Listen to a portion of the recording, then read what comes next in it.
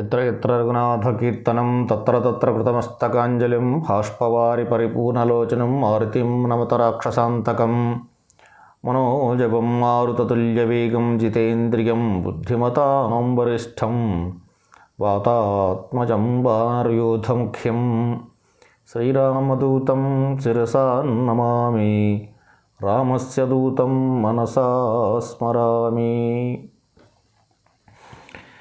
మన పవన్ పుత్ర YouTube channel ప్రేక్షకులకు వీక్షకులకు అందరికీ కూడా క్రోధినామ సంవత్సర ఉగాది శుభాకాంక్షలు. మనము రాశి ఫలితాలు చెప్పుకుంటూ వస్తున్నాం. రాశి ఫలితాల్లో 4వ రాశి అయినటువంటి కర్కాటక రాశి వారికి ఈ సంవత్సరం ఎలా ఉంటుందో తెలుసుకుందాం. మొట్టమొదటిగా కర్కాటక రాశి గురించి చెప్పుకోవలసి వచ్చినప్పుడు ఇది చరరాశి. దీని యొక్క ఇది ఎండ్రకాయ మనకి పొలాల్లో పోతూ ఉంటే కనపడుతూ ఉంటుంది. మనం పొలాల్లో రంధ్రాలు కనపడుతూ ఉంటాయి. ఆ గట్టు వెంబడి నడుచుకుంటూ వెళ్తుంటే రంధ్రాలు కనపడతాయి. అది ఇట్లా మాటికి బయటకు ఒకసారి వచ్చి తొంగి చూసి మన లోపలికి వెళ్తూ ఉంటుంది. అతి వేగంగా కదులుతూ ఉంటుంది అన్నమాట. చరతత్వం ఎక్కువగా ఉంటుంది. అంటే ఒకవేళ ఆలోచనల తత్వం కూడా అతి వేగంగా మారుతూ ఉంటుంది. ఎక్కువగా ఇందులో రాజకీయ రంగంలో ఉండేటువంటి వారు చాలా ఎక్కువగా ఉంటారు. కర్కాటక రాశిలో మన మాజీ ముఖ్యమంత్రి కూడా కర్కాటక రాశికి చెందినటువంటి వ్యక్తి. అది కూడా కాకుండా వీళ్ళకి వ్యూహ పటుత్వం, వ్యూహ రచన చేయడంలో అత్యంత దిట్ట కలిగిన వ్యక్తులుగా ఉంటారు. ఎక్కువగా ఎవరిని కూడా నమ్మడం ఉండదు. నమ్మనట్టుగా ఉంటారు. తర్వాత వీళ్ళకి ఒక ప్లస్ ఏంటంటే అనుకున్నది నెరవేర్చుకోవడం కోసం ఎంతకైనా తెగించేస్తారు. అందితే జుట్టు, అందకపోతే కాళ్ళు, ఈ తత్వం ఉంటుంది. వీళ్ళ యొక్క తత్వంలో కూడా కఠినమైనటువంటి స్వభావం ఎక్కువగా ఉంటుంది. మానసికమైన దృఢత్వం బాగా ఉంటుంది. ఎందుకంటే ఈ రాశి చంద్రుడికి సంబంధించినటువంటి రాశి. చంద్రమా మనసో జాతః అని చెప్తుంటాం. మనకి వేదం చెప్తోంది. చంద్రుడు మనస్సుకు అధిపతి. అటువంటి చంద్రుడి యొక్క సంబంధించినటువంటి రాశి. ఊహాశక్తి బాగా ఉంటుంది. ఏం జరగబోతుందనేటువంటి దానిని బాగా అంచనా వేయగల కెపాసిటీ ఉంటుంది వీళ్ళకి. సో సూక్ష్మంగా ఒక 4-5 మాటల్లో ఇంకా వీళ్ళ గురించి చెప్పుకోవాలనుకుంటే చాలా ఉంటాయి. కానీ సూక్ష్మంగా మాత్రం మనకి ఈ రాశి గురించినటువంటి లక్షణాలు కొన్నవి. ఇక ఈ సంవత్సరం వీళ్ళకి ఎలా ఉంటుందని తెలుసుకుందాం. ఈ రాశిలో పునర్వసు 4వ పాదం, అట్లాగే పుష్యమి 4 పాదములు, ఆశ్లేష 4 పాదములు. హి అనే అక్షరము, హూ, హే, హో, డా అనే అక్షరాలు, డి, డు, డేడు అనే అక్షరాలు వస్తాయి. ఈ రాశి వారికి గురువు 1 మే వరకు 10వ స్థానంలో సువర్ణమూర్తిగా, తదుపరి వత్సరాంతం వరకు ఏకాదశంలో తామ్రమూర్తిగా ఉంటాడు. శని వత్సరాంతం 8వ స్థానంలో రజతమూర్తిగా ఉంటాడు. రాహు వత్సరాది 9వ స్థానంలోనూ వత్సరాంతం వరకు కూడా, కేతు 3వ స్థానంలో సువర్ణమూర్తులుగా ఉంటారు. సరే, ఈ మూర్తితత్వము బట్టి ఇవన్నీ ఎందుకు చెప్తామంటే, ఇవన్నీ చెప్పేటప్పుడు తామ్రమూర్తి, రజతమూర్తి, లోహరమూర్తి, ఇవన్నీ మూర్తితత్వం ఎందుకు చెప్తాము అంటే దీన్ని బట్టి మీ రాశి ఫలితాలు ఎలా ఉంటాయో తెలియబోతుంది అన్నమాట. సో ఈ రాశి వారికి ఈ సంవత్సరం ఆదాయం 14, ఖర్చు 2. సో ఇప్పటికే అర్థమైపోయి ఉంటుంది ఈ రాశి వారికి సంపాదన కంటే కూడా ఈ సంవత్సరం. అట్లాగే పూజించేవారు 6, అవమానించేవాళ్ళు 6. అంటే ఈ సంవత్సరం ఇక్కడ మనకి ఒక అంచనా వేయచ్చు ఈ రాశి వాళ్ళు ఎలా ఉండబోతుంది అని చెప్పేసి. ఎందుకంటే ఆదాయం ఎక్కువగా ఉంది, ఖర్చు తక్కువగా ఉంది. నలుగురిలో, సమాజంలో, సంఘంలో వారి కార్యకలాపాలు నిర్వర్తించేటప్పుడు రాజపూజ్యతము, అవమానము సమానంగా ఉంది. కాబట్టి ఈ విధమైనటువంటి గ్రహస్థితి పరిశీలించి చూస్తే సంవత్సర ఆరంభంలో మాత్రం కొన్ని ఇబ్బందులు ఏర్పడతాయి. అష్టమ శని సంచారం వలన అనారోగ్య విషయంలో మాత్రం జాగ్రత్తగా ఆచితూచి అడుగులు వేయవలసి వస్తుంది. సహజంగా జాతక చక్రంలో ఏం చెప్తారంటే, జ్యోతిష్యం చెప్పేటప్పుడు అష్టమంలో శని ఉంటే పూర్ణ ఆయుష్ ఉంటుంది, పూర్ణ యోగం, ఆయుష్ విషయంలో పూర్ణ ఆయుష్ అని చెప్తారు. కానీ ఇక్కడ గోచారంలోకి వచ్చేసరికి అష్టమంలో శని ఉన్నాడు అంటే అనారోగ్యాన్ని బాగా సూచిస్తూ ఉంటాడు. ఎట్ ద సేమ్ టైం వీరి రాశికి ద్వితీయ స్థానమైనటువంటి ధనస్థానాన్ని చూస్తూ ఉంటాడు సప్తమ దృష్టితో. అట్లాగే వీరికి దశమ స్థానమైనటువంటి మేషరాశిని చూస్తూ ఉంటాడు. అట్లాగే వీరి యొక్క పంచమ స్థానమైనట్టు వృశ్చికాన్ని కూడా చూస్తూ ఉంటాడు. సో ఇక్కడ ఇట్లా శని యొక్క దృష్టి గురించి ఆలోచించినప్పుడు చాలా ముఖ్యంగా అష్టమ స్థాన శని అనారోగ్యాన్ని సూచిస్తూ మాటిమాటికి ఆరోగ్య విషయంలో చికాకులు ఏర్పరుస్తూ తద్వారా మన యొక్క మానసిక స్థైర్యాన్ని దెబ్బతీసేటువంటి అవకాశం ఏర్పడుతూ ఉంటుంది. ధన విషయంలో కూడా ఆచితూచి అడుగులు వేయకపోయినట్లయితే నష్టపోయే అవకాశాలు ఉన్నాయి. అంటే మీరు ఎవరికైనా ఇచ్చినా, మీరు ఎవరి దగ్గర నుంచి తీసుకున్నా, ధనం రావలసి ఉన్నా చాలా నిదానంగా వస్తాయి. ధనం రావలసి ఉన్నా కూడా అంత తొందరగా ధనము మీ చేతికి అందేటువంటి అవకాశాలు లేవు. చాలా నిదానంగా వస్తాయి. మీరు ఇచ్చిన డబ్బు మీకు రావాల్సింది కూడా లేటుగానే వస్తాయి. లేదా మీకు ఎక్కడైనా ప్రభుత్వం నుంచి రావాల్సిన డబ్బులైనా ఏదైనా మొత్తానికి ధన విషయంలో కనుక మీరు జాగ్రత్త వహించకపోయినట్లయితే ఈ సంవత్సరం ఆర్థికంగా చాలా ఇబ్బందులు ఎదుర్కోవలసి వస్తుంది. అంటే ఒక రకంగా చెప్పాలంటే నష్టపోయే అవకాశాలు కూడా ఉన్నాయి. చేసే ప్రతి పని యందు కూడా వ్యతిరేకత ఏర్పడుతుంది. ఎందుకంటే దశమ గురువు వెళ్ళిపోయేంత వరకు మరీ జాగ్రత్తగా ఉండాలి. దశమ గురువు ఎప్పటిదాకా ఉంటాడంటే 1 మే వరకు ఉంటాడు. ఆ తర్వాత ఆకస్మిక ప్రమాదాలు కూడా జరిగేటువంటి అవకాశం ఉంది. అష్టమ శని ఆకస్మిక ప్రమాదాలు వాహన రీత్యా కావచ్చు. ఇప్పుడు చాలామంది ప్రమాదాల విషయంలోకి వచ్చేసరికి కొన్నిసార్లు ఎలా ఉంటుందంటే, ఒక అతనికి నీటి వల్ల ప్రమాదం ఉంది అని చెప్తాం. చెప్పినప్పుడు మనం ఎంతవరకు అంచనా వేయగలము?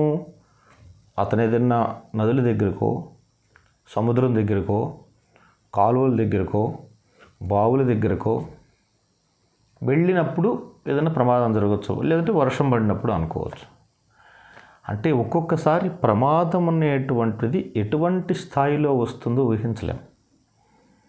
ఒక అతనికి అంటే నిజంగానే ఇది జరిగింది, నీటి వలన ప్రమాదం ఉందయ్యా, జాగ్రత్తగా ఉండమని చెప్పాను నేను గతంలో ఒకసారి. అది గురించి జాగ్రత్త అంటే చాలామంది చెప్పాను, ఒక ఎగ్జాంపుల్ మీకు చెప్తున్నాను. అతను సరే అండి జాగ్రత్తగా ఉంటా అని చెప్పేసి వెళ్ళాడు. ఒకరోజు ఏదో పని మీద బయటకు వెళ్తున్నాడు. కొద్ది దూరం వెళ్ళాడు ఆయన. వెళ్ళిన తర్వాత ఆయనకి ఏదో ముఖ్యమైనటువంటి ఒక ఫైల్ ఒకటి మర్చిపోయినాడు. ఆయన వెళ్తూ వెళ్తూ తీసుకెళ్లాల్సిన ఫైల్ మర్చిపోయి వెనక్కి వచ్చాడు. వెనక్కి వచ్చేసరికి ఇంట్లో పని మనిషి ఇల్లు తుడుస్తూ ఉంది. ఆయన స్పీడ్గా వెళ్ళాడు ఇంట్లోకి, జర్రం జారి కింద పడిపోయినాడు.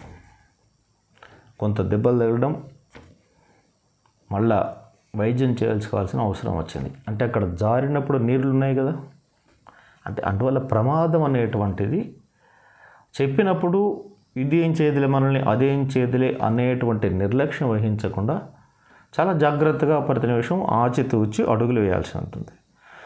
మానసిక ఒత్తిడి వలన మనస్సు అనేక రకాలుగా పరిపరి విధాలుగా ఆలోచిస్తూ ఉంటుంది.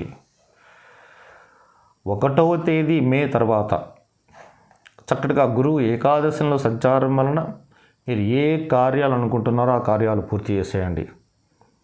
మీరు ఏదనుకుంటారు, వివాహం చేయాలనుకుంటారా, చేసుకోవాలనుకుంటారా, ఇల్లు కట్టాలనుకుంటారా, ఇల్లు కట్టించాలనుకుంటారా, వ్యాపారం పెట్టాలనుకుంటారా, మీరు ఏ కార్యం ఎంతకాలం వాయిదా వేసి వచ్చారో ఆ కార్యంతో ముందుకు వెళ్ళిపోండి.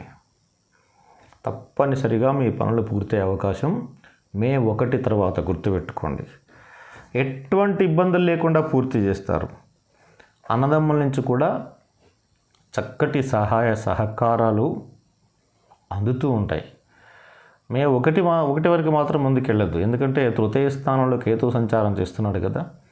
మే 1 ద్వారా మే 1వ తారీఖు తర్వాత ఆ కేతువు పైన గురు దృష్టి పడడం వలన అక్కడ కేతువు కూడా మీకు యోగాన్ని కలిగిస్తాడు. జీవిత భాగస్వామి ఆరోగ్య విషయంలో కొంత ఇబ్బంది కలగవచ్చు.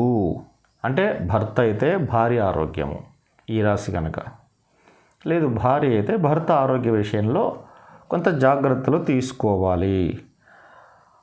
అంటే కొంత సమస్య కూడా తీవ్రంగానే ఉండే శస్త్రచికిత్స వరకు వెళ్ళేటువంటి అవకాశాలు ఉంటాయి. తస్మాత్ జాగ్రత్త.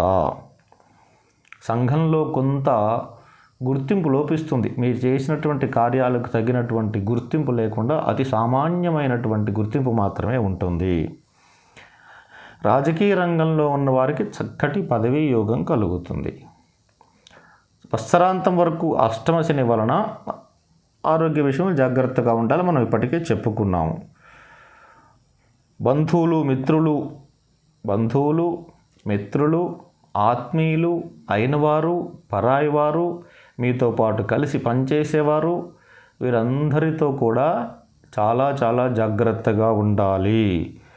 వీరందరితో వివాదాలు ఏర్పడడం, అవమానాలు ఎదుర్కోవడం, కష్ట నష్టాలు ఎదుర్కోవడం అవకాశం ఉంది.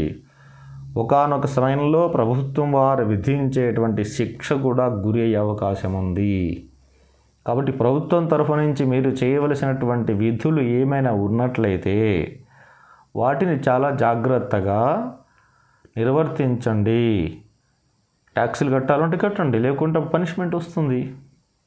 అట్లా ఎక్కడెక్కడైతే మనకి ఇబ్బందులు ఉంటాయనుకుంటారో అక్కడక్కడ ఆయా స్థానాల్లో జాగ్రత్త వహించండి. భాగ్య రాహు వలన అవమానాలు కూడా ఎదుర్కోవాల్సి వస్తుంది. కళారంగంలో ఉన్నవారికి ఈ సంవత్సరము స్వల్పంగా అనుకూలిస్తుంది. వ్యవసాయదారులకు సంతృప్తికరమైన ఆదాయం ఉంటుంది.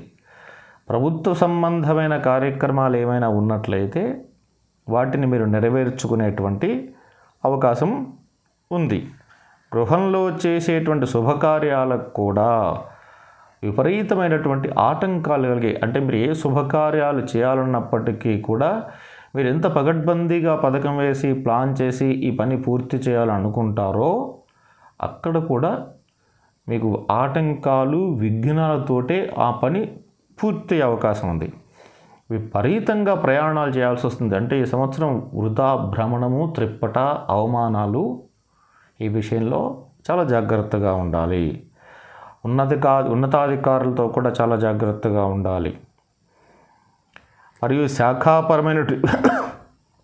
శాఖాపరమైనటువంటి విచారణ ఎదుర్కొని మీరు పనిచేసేటువంటి ఉద్యోగంలో శాఖాపరమైన విచారణ ఎదుర్కొని చేయనటువంటి పొరపాటుకు సంజాయిషి ఎదుర్కోవాల్సి వస్తుంది. ఇదేంటండి మొదట్లోనే అంతా బాగుంది, మీరు ఏ పనైనా చేసుకోవచ్చు అన్నారు, మధ్యలో మళ్ళీ ఇదేమిటి అనేటువంటి ఒక సందేహం కలిగినప్పుడు ఏకాదశి గురువు వలన యోగం జరుగుతుంది. కానీ భాగ్యరాహు ఉన్నాడు కదా, అష్టమ శని ఉన్నాడు కదా. ఇప్పుడు మనం ఒక ప్రయాణం చేస్తూ ఉన్నప్పుడు మీరు కొన్ని వందల కిలోమీటర్లు ప్రయాణం చేయాలని ప్రయాణం మొదలుపెట్టారు. ప్రయాణంలో రోడ్డు అంతా సాఫీగా ఉంటుందా? ఉండదు కదా. అక్కడక్కడ స్పీడ్ బ్రేకర్లు వస్తాయి, అక్కడక్కడ ట్రాఫిక్ జామ్ అవుతుంది, అక్కడక్కడ రోడ్డు మీద గుంటలు వస్తాయి. ఏదో ఒక రకంగా ప్రయాణం అయితే కొంత ఒడిదుడుకులతోటి ముందుకు వెళ్తుంది, కానీ పూర్తిగా బ్రహ్మాండంగా వేగంగా జరుగుతుందని చెప్పగలమా? చెప్పలేం. అలాగే ఇక్కడ కూడా మనకి ఈ గ్రహస్థితులను బట్టే గోచార స్థితిలో మేము చెప్పేటువంటి ఫలితాలు మీకు చెప్పాల్సి వస్తుంది.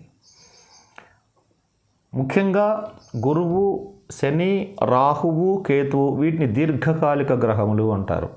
ఈ గ్రహాలను ఆధారం చేసుకొని అవి ఇచ్చేటువంటి ఫలితాలని బేరీజ్ వేసుకొని మీకు చెప్పాల్సి వస్తుంది. సో ఇక్కడ గురువు మాత్రం మంచి యోగాన్ని ఇస్తున్నాడు. కానీ రాహు వచ్చేటువంటి రాహు వల్ల, అట్లాగే శని వల్ల వచ్చేటువంటి సమస్యలు మనం తెలుసుకోవాలి కదా. అందువల్ల ఇక్కడ శని వల్ల రాహు వల్ల వచ్చే సమస్యలు కూడా కొన్ని మీకు చెప్పాల్సి వస్తుంది.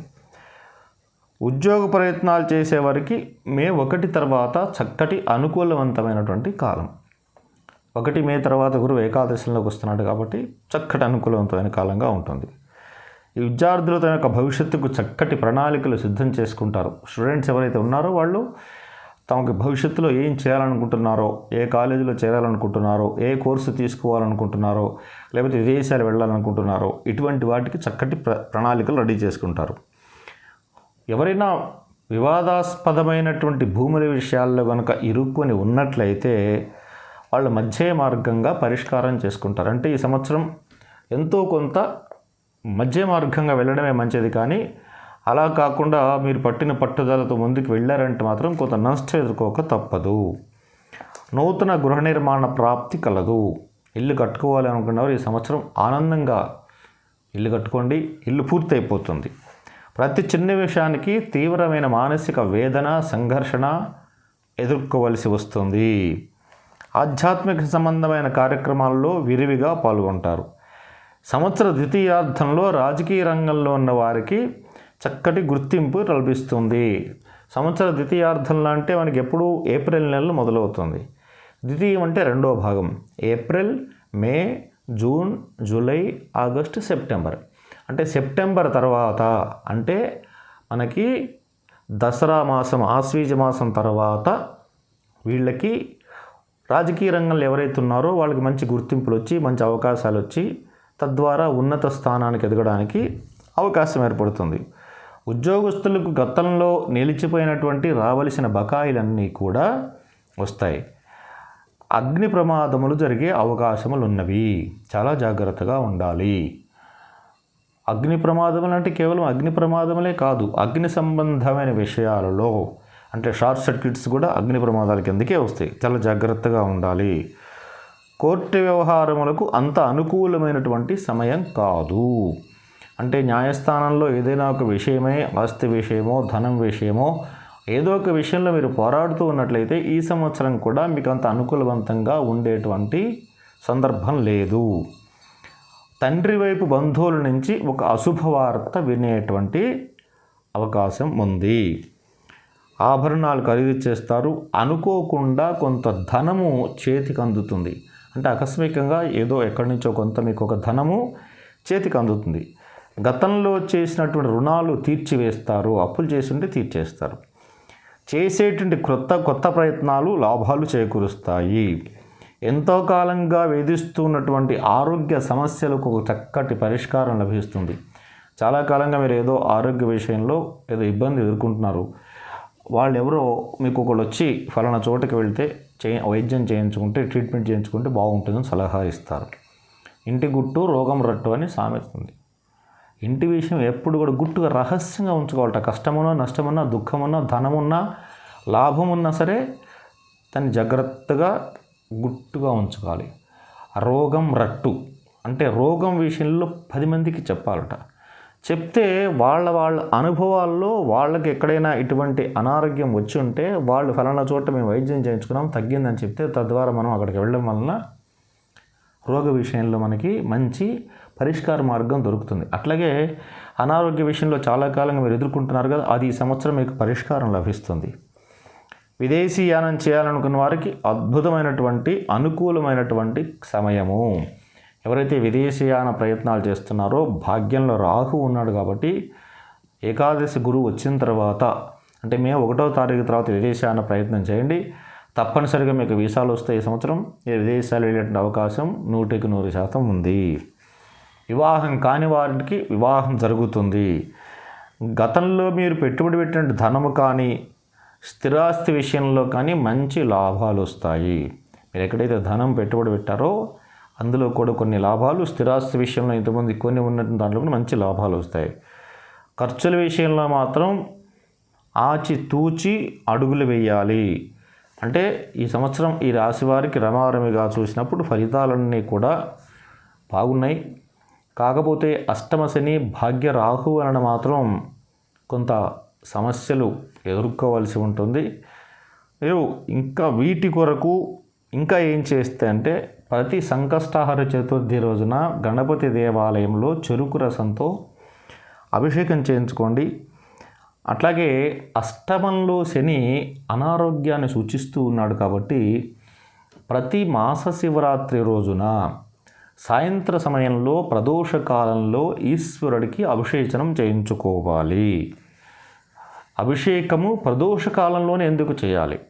ఉదయం పూట చేసుకోవచ్చు కదా. ప్రదోషకాలం అంటే సాయంకాలంలో సూర్యుడు వెళ్ళిపోయి చంద్రుడు వచ్చేటువంటి ఆ మధ్యకాలాన్ని సంధ్యా సమయాన్ని ప్రదోషకాలము అంటారు.